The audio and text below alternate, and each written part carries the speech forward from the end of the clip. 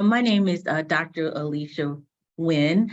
I'm an applied cultural anthropologist, and I am also the owner and the founder of Consider the Culture, which is a cultural education consulting firm. And then lastly, I am a professor at Palm Beach Atlantic University in the School of Ministry in connection to intercultural studies.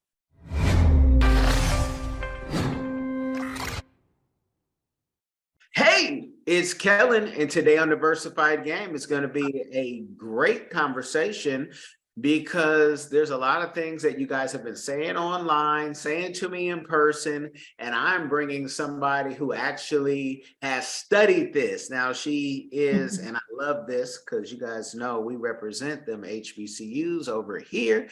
She went from an HBCU. She went from Georgia State. She's gone back to Florida. She's just, I mean, she's teaching as a professor now, and she's going to give us the game.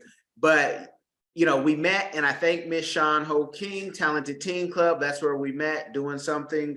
Sometimes you guys, when you volunteer, you'll meet a lot of good people. So don't always think it's about the profit. Sometimes it's about the purpose. All the time, really. But Dr. Winn, welcome to the show, Diversified Game. How are you doing? I'm good. I'm very well. Thank you. Thank you.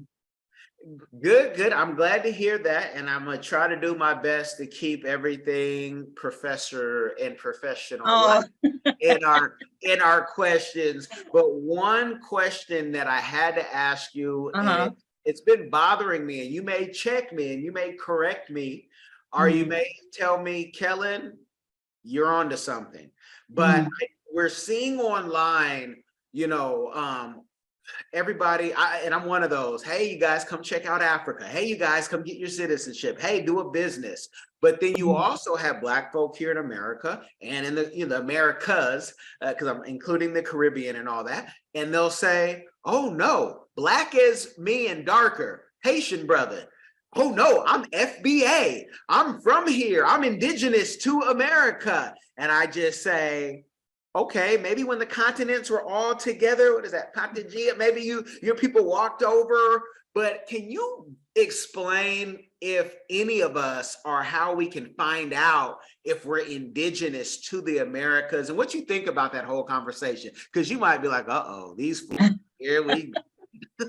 Well, that is a big question. That is even, I won't say controversial, but people have different perspectives of it because you know, there's you know, kind of a path of people who say that, you know, there are, and the indigenous people are people of color and have moved, you know, came over from, you know, as the Pangea, as you said, and traveled and came from north and came down into America, North America, South America, and have been here much longer than, you know, what people has said, right? And that goes way back, and that requires probably some research, some DNA testing, and finding out, you know, how, you know, your mtDNA about, you know, how long people have been here, right? And archaeologists and bioanthropologists, you know, really focus on that. As a cultural anthropologist, I will say that, you know, there is such a mixture of us, and we've been mixed around and moved around as far as migration of people, whether it's voluntary or involuntary through slavery, where it's very difficult to really distinguish, and particularly African Americans or people of color who or descendants of slaves that were brought here. And even that is questionable, how people have been talking about who was brought here and who wasn't, because of so much time has passed by. So it's very hard to, I think, to really pinpoint exactly, unless you're doing some type of genealogy work, to really understand, you know, that timeline or that heritage line of where you came from. So for instance, on my father's side of the family, his mother, it came from Nassau, Bahamas, right? But then on his father's side of the family, they came from Bartow, Florida, right? And so you got these kind of Caribbean connection, but even the South Florida and indigenous connection, meaning my great grandmother was a Cherokee Indian, Native American. And so you got kind of this combination of the two, of people of color or peoples of color in the same space or coming together, and who I am today. You know what I mean? And I may not be answering your question fully, but I think that is the challenge. And I think that people should, one, go back as far as they can and do research because of slavery and the messiness of slavery, even though there was some organization of, property owners and who they had. People moved around, people ran away, people moved, they came and got their families, they moved out to West, some settled here, some, came from Georgia and came down into Florida. So I think it depends on the region. It depends on the family and the genealogy and what you do and what you find. But I will say that as far as in the African diaspora, we all share a very similar story. We were dropped off in different places, but we still have some of the same struggle and the same history and the same story. We're just telling it in different ways, but we all it comes in the center. That's what I could say about that. Okay. Now, is there any test? Because, I've done all from AfricanAncestry.com. Yeah. Ancestry, I've done them all, and I've even done GEDmatch and trying to get that. And maybe if you have something now or in the future, you say, look, I'll do everything, guys, for you. Here's the package. I just didn't want to give my money to Ancestry. I know. Yes. That's a whole another story. I'd rather give it to someone like you. But can you talk about, is there any test that, just your end user can take? Because the thing is, okay, if you're indigenous, FBA, or whoever you are, when reparations start coming around for slavery, I need you to still be indigenous and not try to get any of this reparation money, because remember, you were here before that, and who knows, maybe you're Whitley Gilbert and you were owning slaves. I don't know. But is there anything that we can buy online or have done now that can prove that, or, help us connect? No, I think it's as you kind of, like you said, you try different things and you see what's, fitting for you. And I would say to kind of do some research. I don't have a particular one. I know you did talk about ancestry.com and, there are others. But I think that is really specifically to you, because I'm not sure of all of the tests, because there's so many out there now. It's hard to, so I think you have to use your discretion and wisdom of what you want to do. But I think it's important, one, to start with doing genealogy work as much as possible. So even for my own family, starting with my parents, then my great-grandparents and my great-great-grandparents when they settled here in West Palm Beach, and some of them coming from Fernandina Beach and Bartow, and starting there and looking at the records, and to find your family that way, and then going as far back as you can. Particularly Florida is a little tricky too, because of you have indigenous people, you have runaway slaves, you have people who are Black pioneers that settled down here, and established land even down here. So I think for me, I would start with trying to do is genealogy as much as you possibly can, and doing some research first. And then if you want to kind of go into the bloodline and as far back and looking at your DNA, I think is at your discretion to check out a few of those ancestry.com which is more as reliable as possible, but it's really hard because everybody's now doing it. So, I don't want to tell you, this would work or that would work, but I would start there with genealogy first, because you can do all those testing, but at the same time, I think it's important to look at the movement of your family members. And you can look at that from a social and a cultural perspective and what was happening during those different times in history of why and when they were moving. And I'm not just talking about slavery, but specific events in time in the United States and even in Caribbean, and what was happening in the African continent, what was happening in the ocean, in the ocean from here all the way across the water. I think is important. And as an applied anthropologist, cultural anthropologist, that's what I look at too. I look at what was happening and looking at things holistically, because only, and looking at kind of these multi-dimensional ways of looking at instead of just DNA or just this way, all these layers of what happened to get me to me who I am today and why.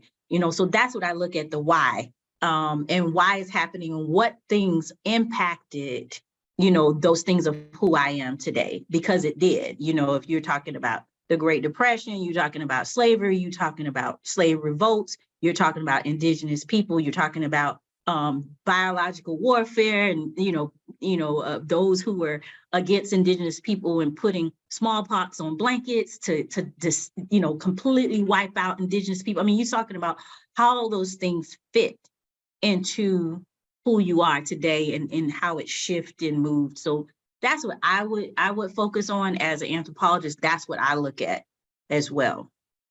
Okay. And Mhm. this is a good information. And Mhm. do you have a service if somebody would want, because a lot of people nowadays are lazy and they rather pay you some money than actually do the research themselves. If you have a service like that, but also give a ballpark figure of what that costs, because that's going through a lot of records. That might be taking Yes. some flights, how deep people want to go. And if I go back to Timbuktu and Mansa Musa, I know my grandfather's from there. Like, the package for that, and what's the range on that? Well, I mean, it just depends. I mean, I know a few people down south, I know a couple people down south who are who work at the African American Research Library and Cultural Center in Broward County, in the Sistrunk area in Fort Lauderdale area.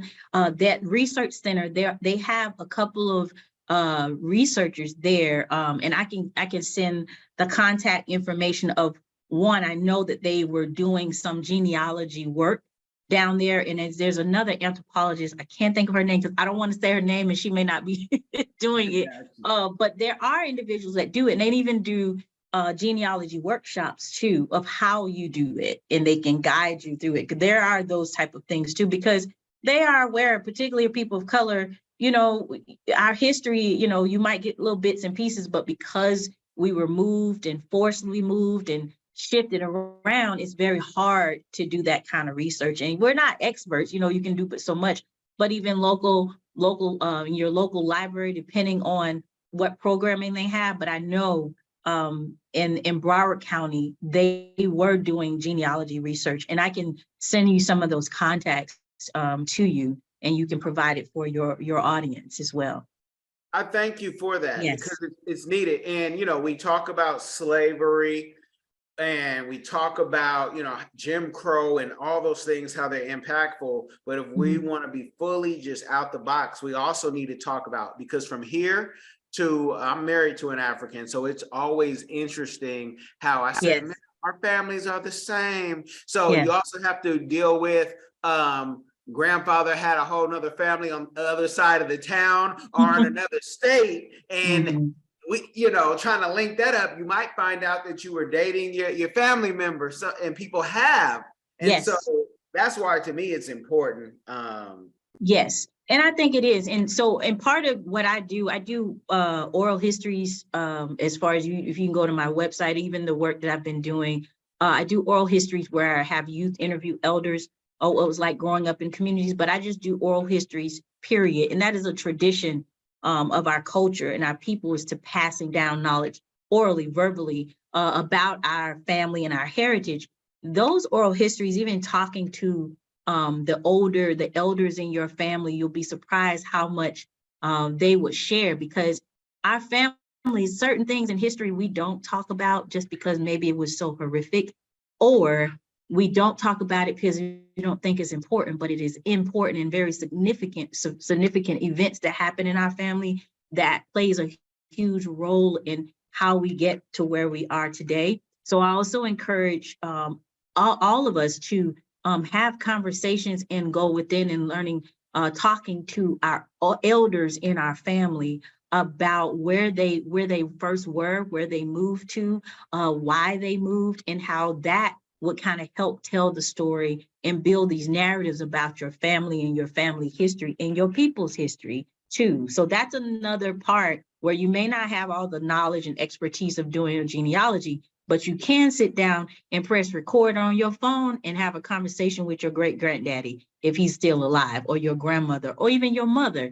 because you'll be surprised what they have to say. It's just nobody asked them the question or asked them the right questions to give the answer about opening up a door about a history we just never even knew about it, but it's sitting right in our house. you know so that's another avenue where I say, you got walking textbooks walking around in your house, right there, where you may not learn in school, but they're right there in front of you every day, or every weekend you see your great grandparents right there to tell your story and your family history. The only problem with that is some folks have secrets and they're trying to take them to the grave, and That's true. Funeral. And so that's why someone like you and with your services and the people is invaluable. So when you guys get Yes. those price tags, because mama, daddy might not want to tell you the whole story. They might not want to tell you they're about to be on Hulu's Freaknik because they're in the pulpit right now and told you they always had a perfect life. But that is true. That is true. That's why you got to go to considertheculture.com, which doesn't that sound like $1 million name for a domain? I love it. And the shirt and bracelets, hats, all that. I love it. Yeah, thank you. You're welcome. You're welcome. Now, how frustrating does it get for you, if it gets frustrating, when you do hear the hoopla, you hear people talking about, don't let the more Science Temple guys get a microphone. They're going to tell you that, where you're really from, and this is the only thing. But then if you hear somebody from FBA, if you hear a Pan-African, when you hear all of the noise, is everybody saying a little bit of truth? Or are there some people that maybe, we should say, no, we're not from Tunisia. We're not from, majority of us aren't from Egypt. Can you give me a game on that? I think that, you could get really in the hoopla. I think that what you're seeing in anybody, everyone wants to really find some origin of where we're from, and particularly given our history where, my last name is not probably Winn, it was taken on, given that name was given to me. And so this sense of wanting to understand and have a sense of identity and dissociate yourself, the identity with who particularly those in the Americas and those of us that were brought here, our ancestors as slaves, is to really find out who we really are, because it's something about when you know who you are and a sense of pride that you have. So you will have people always researching and trying to find or believe they have found the answer to what we were looking for and who we are.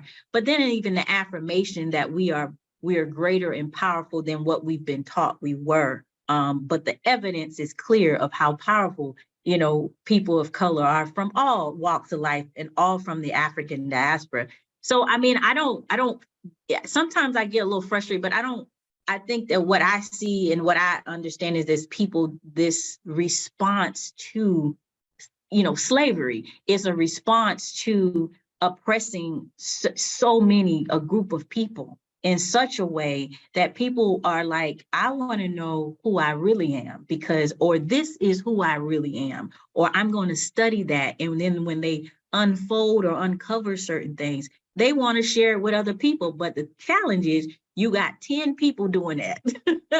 And when you got 10 people doing that, you got 10 voices saying maybe different things or the same things. So I don't discredit that, but the challenge is like, how do you know what is true now? Because you got so many people are doing it, and they're doing it rightfully so. You want answers to the questions of who am I and where did I come from, and why, the why and the how. And so that's a hard answer to ask. It's hard to answer that but it is frustrating because you hear all these different things. And as a researcher, as a cultural person, I can do some research and say, hey, no, this is the answer. But then how would somebody believe me when they're hearing 10 different things too? So I think that goes back to really deciphering you know, what you think is the truth, because it's hard to do that, but then you looking at the evidence.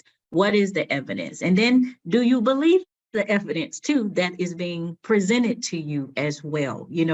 So I think it goes down to what makes sense to you, and then testing it for yourself and seeing like, yeah, that sounds interesting, but I don't really know about that. And that's the challenge as an educator, because you got kids learning history at school, but then now it's a challenge of what history you can teach. Or are you violating the law now if you teach too much of something of people of color, or if you too woke in teaching that history? So you got that challenge. Then you got people who look like you trying to educate you about, no, this is who you really are. But you got 10 different people over here doing that too. And then this side is saying, don't teach none of that, because it's causing some problems. So I feel for the child or the one who's seeking the truth for their education of who they are.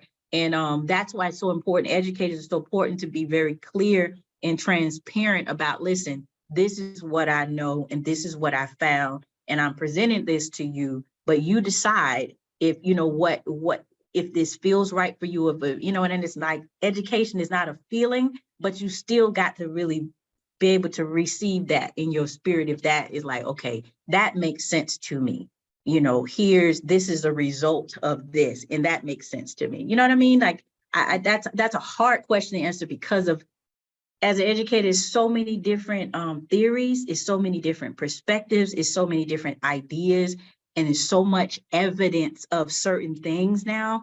It's hard to, see like, okay, is this real?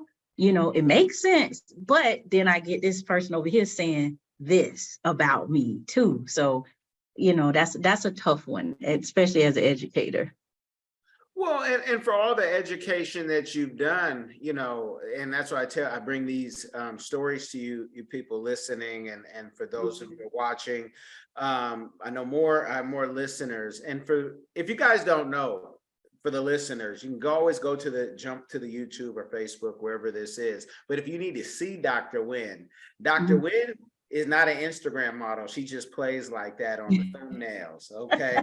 So, but now when you talk about education and trying to educate people now want to be edutained, because they want you to look a certain way. And maybe they want you in the Rolls Royce, Dr. Winn, with your foot up, or being chauffeured for them to even hear you, because they want to hear, oh, you got some money first before I even hear what you got to say. And if you show me you got some money, I have trained my brain through rap music and movies and TV to only, validate those things. So does that ever get frustrated? Has it always been like that? Because maybe you say, hey, man, 100 years ago, it was the same thing. If you had more horses, you had more goats, people listened to you, and you could be a shyster. Tell us. Well, I think, I can only speak on like my journey. I grew up in Riviera Beach, right? And growing up in Riviera Beach, Florida was the raw. I grew up in the raw.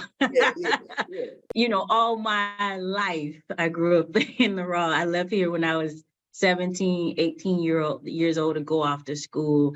And, what was pushed for me was get an education, and do what you need to do to get that education, because there was an assumption and a stereotypical idea of people who are women who look like me aren't supposed to be like how I am today, right? And so I pursued going all the way with my PhD, but with the expectation that I would not complete that because of where I come from and my test scores and my grades, right? So there's a stereotypical presentation of who should be educated and who should not. Now, then you stamp what you just said about who would listen to you based upon this idea of what is education.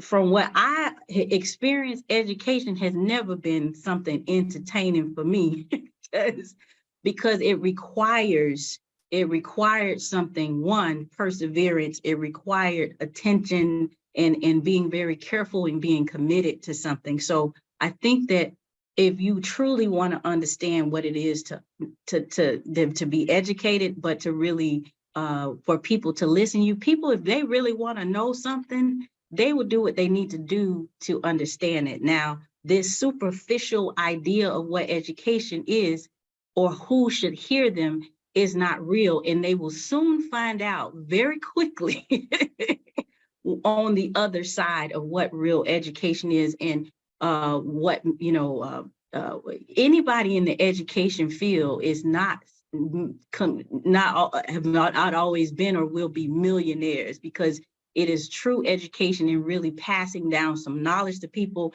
and it requires a lot of work, right? And of course, there are people who make a lot of money in that education, but the idea of edutainment, it loses its flair after a time, and the real deal will always come forth because it is hoopla.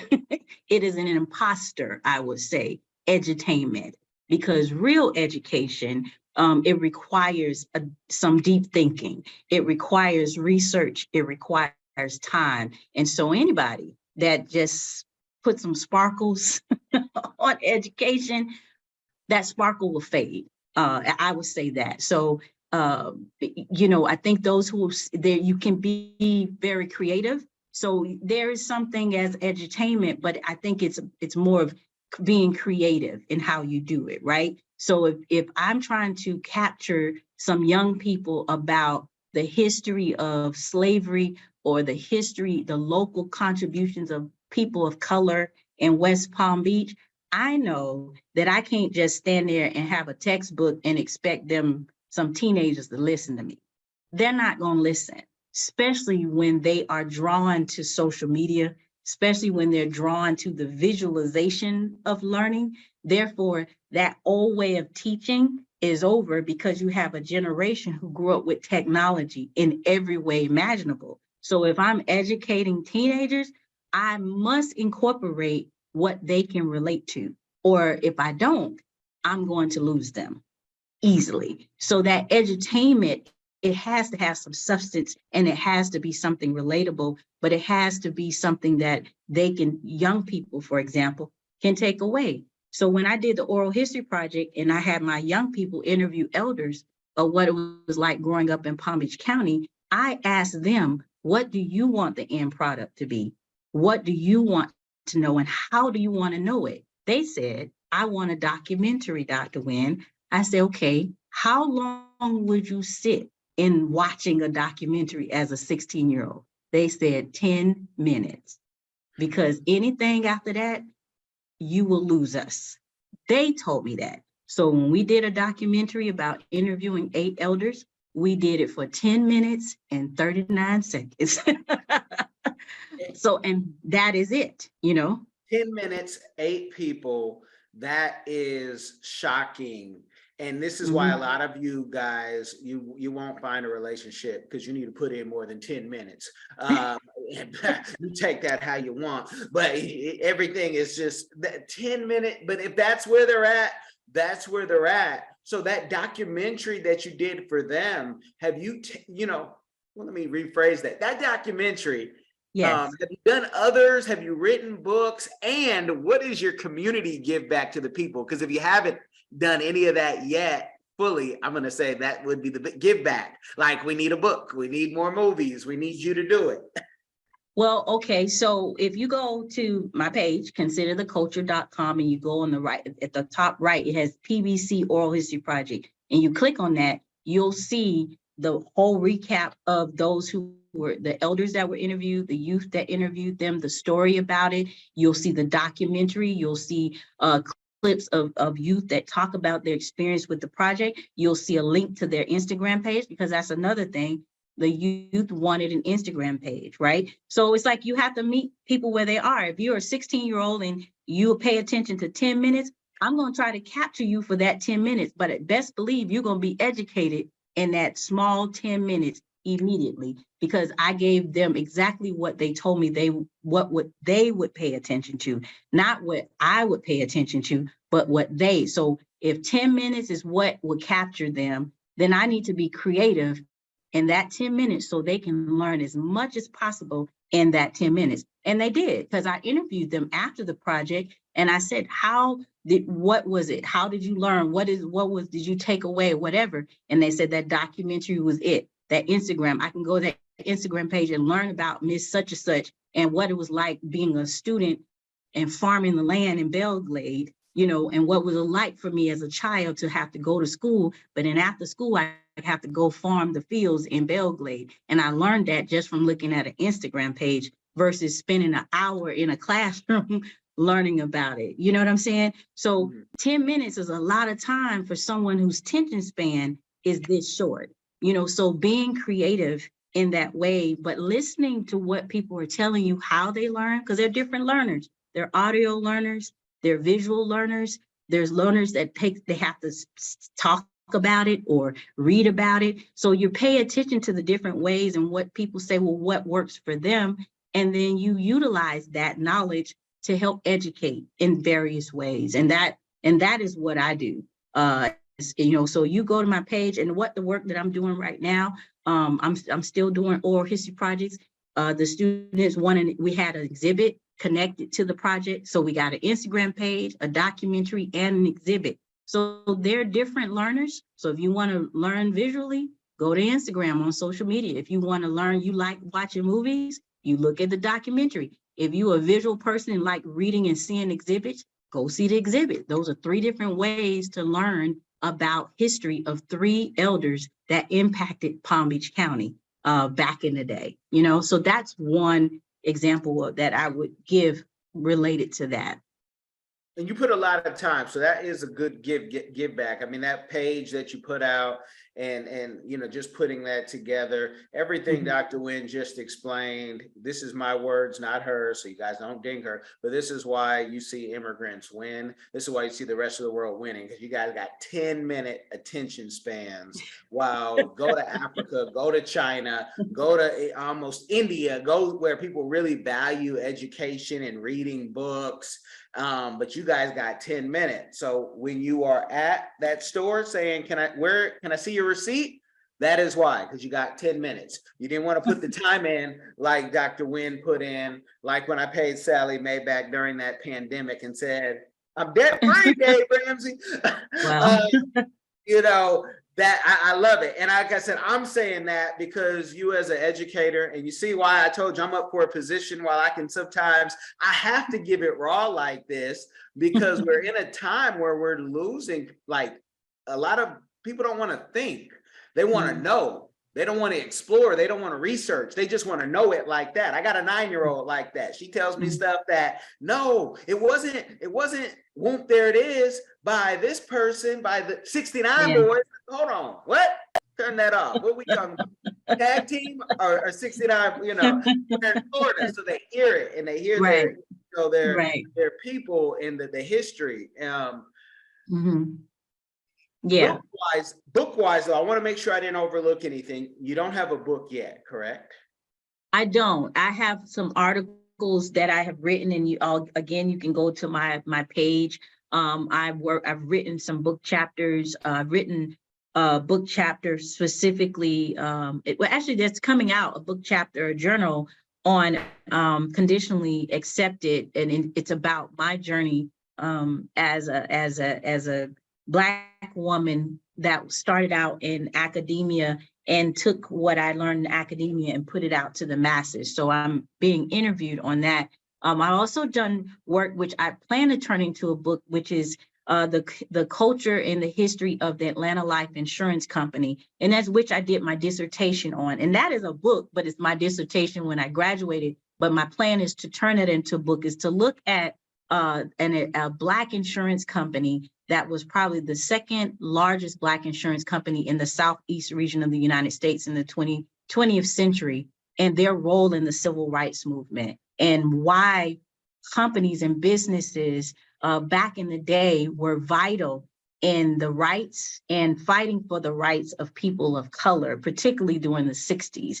And so that book focused on that, where I interviewed 20 former and current members or employees of that company to find out what it was like to work for that company, but how it was impactful to even be an employee of a company particularly where women, back then, Black women, their job, the expectation for the type of jobs will be in the domestic service, right? But if you worked for Atlanta Life, you may have been a secretary, but it lifted up your prestige and status to even work for an insurance company, no matter how low a position you were. And that brought you up from working class to middle class immediately. And so what it even did for people of color to work for a company or an insurance company, and looking beyond the role of what a business would do.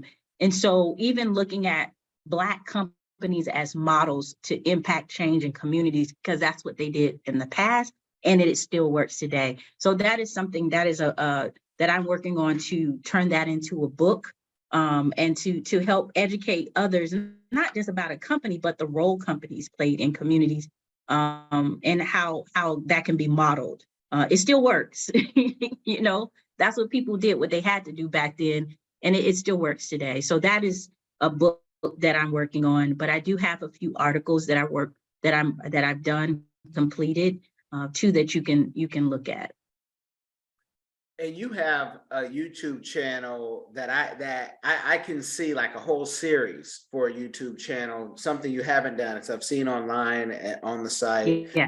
but just talking about, a lot of folks now too are telling people how to get married, how to do this, how to have a baby. Oh, but you guys aren't like your grandmothers. Oh, you're not like your grandmothers. And someone with your knowledge of history can actually go back and tell people and you've been tried and tested through the education, and say, no, we're not like our grandmothers, but guess what? We're not like our great grandmothers either, because sometimes there wasn't a choice back then, and Right. nothing would get done. And people, fail to realize, like, no, it's not going to be like the olden days. And I love when I hear Black folk, especially men, say it, because it reminds me of, oh, now you guys get to act like the colonizer you always talk about. Why would they give up their power? And why would they give up how life is? They want everything to stay the same way you want everything to go back to how your grandmother was. So you think many people didn't even have conversations with their grandmother in detail. Because I tell you, mine told me something like, to the ladies, I would listen, and she'd be like, you shouldn't have an open pocketbook and an empty one. And I would be like 9, like, huh? Just like, ooh. And if you get it, you get it. But I was from Oakland, and my grandmother's from Arkansas. Like, I had a child at 12, which we don't know. Is that by force? Is that by choice? And that's not something you really ask your grandmother. That's right. That's right. You're right. And, I appreciate you saying that, because that is something that, another channel or area that in the near future to go into, as far as a podcast or YouTube, because and that's the reason why I even started my business, because as I was teaching class at the university, before I moved back to West Palm, I was teaching at Fayetteville State University in Fayetteville, North Carolina, which is a HBCU too, with a little military influence, because Fort Bragg is there. And I was in the classroom, and I was teaching predominantly African-American students or students of color. And I realized, like, from teaching them, how impactful it was, what I was sharing, the knowledge. And I said, I want other people to hear that.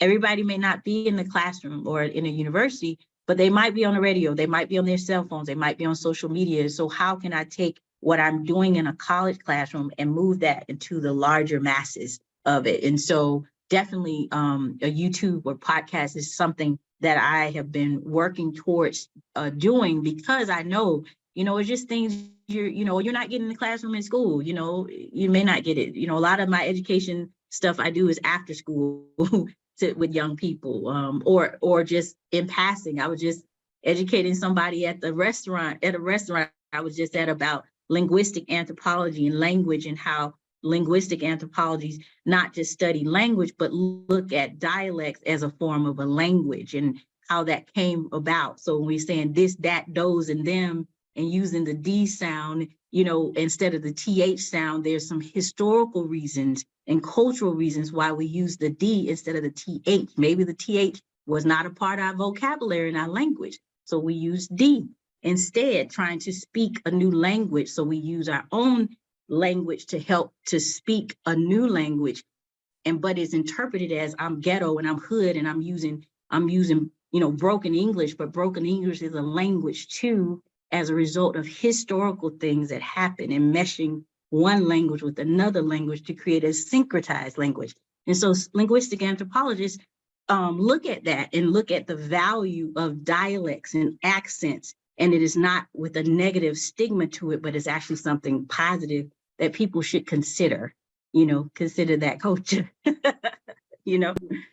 When you are ready for that YouTube, you hit me Yes, up, sir. because what you're talking about, I've only heard a few like entertainers like Jedediah, the classic man, and talk about, Yeah. even when we say, in Pidgin, you might say Indi, you go into all of that. Yeah. But you're taught as an American, no, don't say it like that. But then if you go to Cameroon, you go to Nigeria, go to Sierra Leone, you guys see the flag in the back behind the lion, behind the Cameroonian Yes, lion. I That see. is how Pidgin is taught. So you're still carrying some of that. Yes.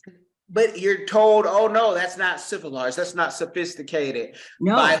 By the same colonizers that did what? So I'm saying that, not Dr. Winn, but she said, yeah, she shook her head. So I might be onto something, No, y'all. I mean, it's the truth. It's the truth. Growing up, I grew up growing up in the raw. I mean, growing up and becoming educated. And even my mother corrected me because she knew. My mother and father grew up in the 40s and the 50s, and Blackness was definitely not accepted, you know what I mean? Or anything ethnic. You had to assimilate into European or Western tides ways, whether it's your hair, your dress, but especially your talk or your speech. So when I say, oh, I'm finna go, and my mama say, what's the finna? What's the finna? That was her way of educating me to make sure I code switch when I was around people that did not look like me, to present the educational part of me and say, I'm about to leave, instead of I'm finna go.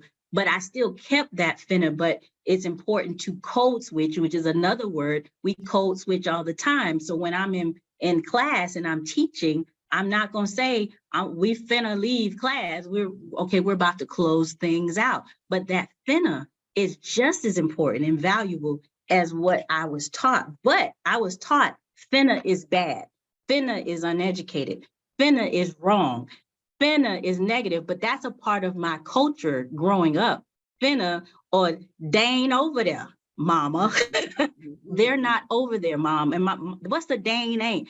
So my mama didn't dismiss the finnas, but she understood, in larger extreme mainstream culture, I need to know when to say finna and when to say I'm about to, but it was treated negative of what out there. And so if I start talking to my students, say, what's up, y'all? We about to turn to page 25 because we about to run through this. They would look at me like, and I asked them, what would you do if I walked into class speaking like that? Some of them say, I probably would drop your class, Dr. Winn. That's real, because that speech is associated with being uneducated, which is not true. And then I would turn around and say that same thing in full, English vernacular. And I'm like, well, am I uneducated? No. I say, okay, so what do you think is happening? Oh, that's code switching. That's what that is. We all do it, but some is more valued than others, and yeah, that's the kind of stuff we need to talk about. That's important for young people to understand. Like, it is nothing wrong with finnas. Ain't nothing wrong with it. You just need to know when to use it. But it's a beautiful thing. Finnas is beautiful. I say it all the time with my sisters and how I talk with my family. But let me sit in the office of the chair professor in the department and say some finnas. They're like, because they've been taught that that's uneducated too. So it don't sound right to them as this professor in her professorship to talk like that and say, that's what's up, doctor. You know what I'm saying? real talk. And it's crazy because when you see, not just us, but even when you see other people, Chinese, Yeah. Mzungus, they go to Africa and their pidgin will be on point. And Yeah. they'll understand with Afro beats and Yeah. Nollywood taking over globally, more and more people might be like, okay, that's acceptable. And that's just things change because none of us, or very few of us, are speaking the Queen's English. I Right. always put Shakespeare on my schedule every night before I go to bed, but I'm just sophisticated, y'all. That's I don't want to give them a game overload. I want them to get this game. I want them to go to considertheculture.com. Check out what Dr. Winn has. If you're here in South Florida, feel free to go take her class. For you thirsty Stevens that have been hitting my guests in the DMs, get some game, do it in a different way. Come through me and maybe I'll tell you if that person is single or married, and maybe I'll introduce you properly. But yeah, leave people's DMs alone unless you see something I don't on there. That's hilarious. Yeah, I love it though. Yeah. You want to give any last words? I want to just say I appreciate for this platform and this opportunity because, most time people don't know what anthropology is. And that's because we haven't been exposed to it. I'm usually in school. I was probably the only Black person, a person of color in the classroom, because I'd never heard of anthropology, simply the study of human beings. And how important it is I'm studying anthropology, but I'm studying myself and sharing with others myself and my people, which is the most rewarding thing ever, to go off and learn about, simply looking at myself from an outside perspective and then having names and words and terms to go with my whole journey. It has been an amazing thing, and to relay that to other people that look like me but don't look like me. So a lot of times I'm at the decision-making table speaking on behalf of me and those who look like me when I'm the only one at the table, and because I have a cultural perspective or credentials behind my name, they might be quiet for 5 minutes and listen to it. And so I'm thankful for that opportunity to be the voice of people, or our people who are usually kind of dismissed or have a stereotypical or false perspective of who we are. So I thank you for this platform to share what I do and even share my page, but even to continue the conversation and the discussion about all of us from the diaspora, because I love that. I love the fact that, we may have issues with each other, but we all kind of connected in such a powerful way, and coming together would even be more powerful, that I just look and aspire to see more and more and more, because if we united, it ain't no stopping us, seriously. So thank you for this opportunity. Amen, amen, and you are so welcome. And for those of you who've tuned in to the end, you are welcome as well. Make sure, if you do nothing else, you share this game with somebody. It will change their life. Y'all be blessed.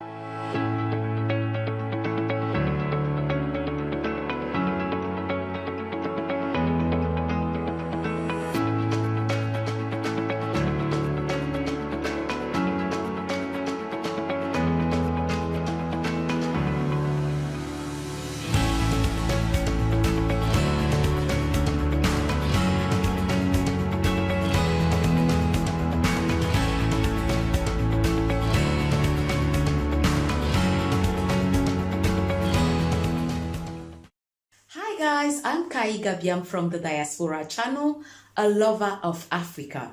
If you love Africa as well and you would love to visit one day or to relocate to Africa, there is a course out there for you.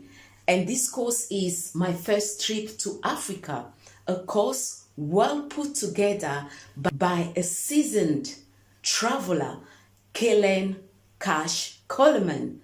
This course is designed to prepare you to travel better, which will save you both time and money. And the great news is this course costs only $20, guys. It can't get any better.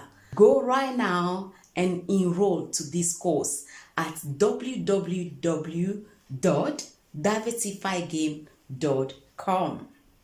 Don't miss out.